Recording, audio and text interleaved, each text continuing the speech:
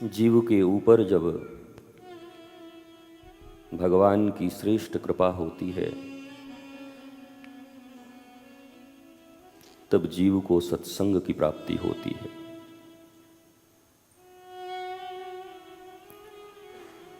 सत्संग का कोई फल नहीं है। हमारे अनंत कर्मों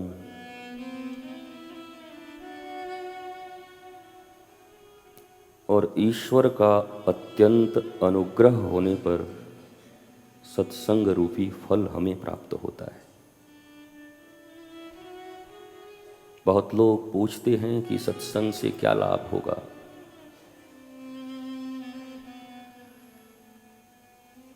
सत्संग स्वयं में इतना बड़ा लाभ है और इतनी बड़ी प्राप्ति है कि फिर इससे ऊपर कुछ हो तब तो फल के रूप में उसे लक्ष्य बनाया जाए। छोटा सा बालक ध्रुव 6 महीने तक ऐसी तपस्या किया जो आज तक बड़े बड़े ऋषि भी न कर सके। श्वास को किसी ने नहीं रोका अभी तक। फलाहारी बन गए, जलाहारी बन गए, अन्नाहारी बन गए, पवनाहारी बन गए। पर इस 5 साल के बालक ने तो कमाल कर दिया। श्वास भी रोक डाली और फिर व्यष्टि और समष्टि जब एक हुई, जीवात्मा और परमात्मा का लय एक हुआ, तो हरि भागा हुआ बिना गरुड़ के ही ध्रुव के सामने आकर उपस्थित हो गए। ब्रह्मा जी ने पूछा, आज आप कहां जा रहे हैं?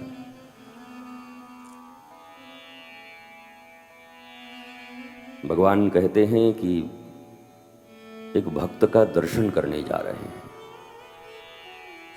ब्रह्मा जी चौंके। ठाकुर जी अब तक दर्शन देने जाते थे, आज घबराहट में हैं, कह रहे हैं कि दर्शन पाने जा रहा हूं।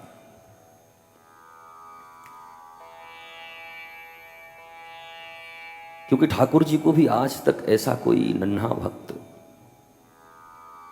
इतनी निष्ठा, इतनी समर्पण, डेडिकेशन, डिवोशन मिला नहीं था। 5 वर्ष की आयु में हमारे घर के बच्चे जब मुख से लार गिराते रहते हैं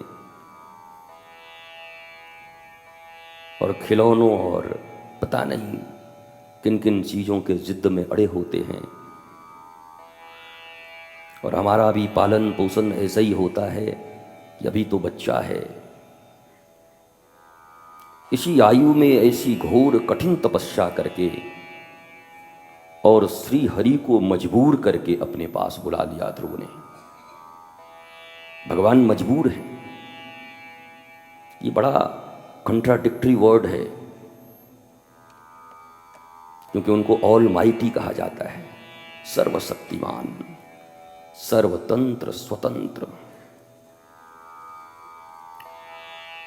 पर भगवान ने स्वयं ही ये स्वीकार किया है कि मैं निश्चित ही सर्वशक्तिमान हूं, सर्वतंत्र हूं, स्वतंत्र हूं, पर एक जगह मैं भी परतंत्र होता हूं, और वो होता है अपने भक्त की भक्ति के अधीन हूं मैं। छोटे से बालक ने ऐसी भक्ति की, नारद जी ने डराया था ध्रुव को जब वो तपस्या करने जा रहे थे। अरे छोटे से बालक हो, जंगल में सिंह रहता, भालू रहता, खा जाएंगे, विषैले सर्प रहते हैं। और फिर नारद जी ने मुख से आवाज निकाली, भागो भागो, शेर आया, सिंह आया। और विश्वास दिलाने के लिए नारद जी स्वयं भागे और पेड़ पर चढ़ने लगे। और ध्रुव अटल अविचल निश्चिंत खड़ा था। छोटा सा बालक, घर से अभी अभी निकला है। नारद जी ने पूछा, तुझे भय नहीं लगता? ध्रुव कहते हैं कि अपने संकल्प और निष्ठा की पूर्ति करने हेतु जब जीव प्रस्थान करे, लक्ष्य की ओर अग्रसर हो, उस समय में ये सिंह और बाघ और ये मृत्यु का भय उसे भयभीत कर दे, तो ऐसे जीव को तो स्वयं ही बाघ के मुख में चले जाना चाहिए। उसे जीने का ही कोई अधिकार नहीं है। इसलिए हे नारद जी, मैंने सुना है कि सतगुरु परमात्मा से मिलाने में मदद करते हैं, सहयोग देते हैं, और मैंने आपको सदगुरु चुना अपना, और आप मुझे पद से हटा रहे हैं। ऐसा आशीर्वाद दीजिए कि आपका ये नन्हा सा बालक शिष्य श्री हरि का दर्शन कर सके। नारद जी ने गोद में उठा लिया, जंघा पे बिठा के कपोल सहलाते हुए चुम्बन लिया।